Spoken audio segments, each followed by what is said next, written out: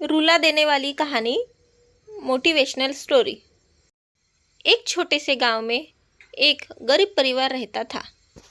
परिवार में माता पिता और उनकी एक छोटी सी बेटी सीमा थी।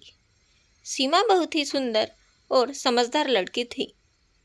वह अपने माता पिता को बहुत प्यार करती थी। एक दिन सीमा के माता पिता को किसी काम से शहर जाना पड़ा।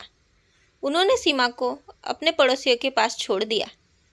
लेकिन सीमा को अपने माता पिता के बिना बहुत अकेलापन महसूस हो रहा था।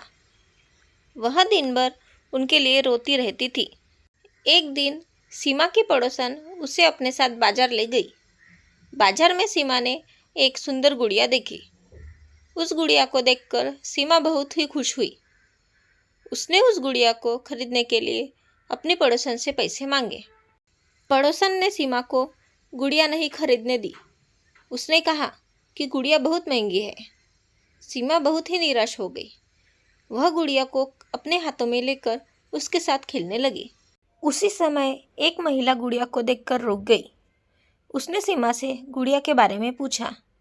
सीमा ने उसे गुड़िया की कहानी सुनाई। महिला सीमा की बात सुनकर बहुत दुखी हो गई। फिर उसने सीमा को गुड़िया खरीदने के लिए पैसे दिए।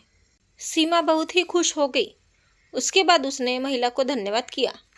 उसके बाद सीमा उस गुड़िया को लेकर अपने घर लौट आई। वह गुड़िया को बहुत प्यार करती थी।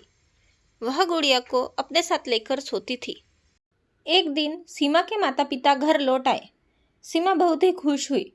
उसने अपने माता पिता को गुड़िया दिखाई और माता पिता ने सीमा की गुड़िया को बहुत दुलार दिया।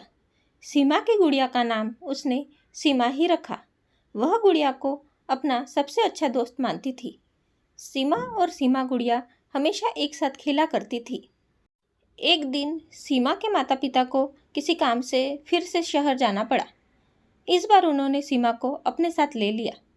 सीमा बहुत खुश हुई कि वह अपने माता पिता के साथ शहर जा रही है। शहर में सीमा को बहुत कुछ नया देखने को मिला। वह बहुत ही खुश थी।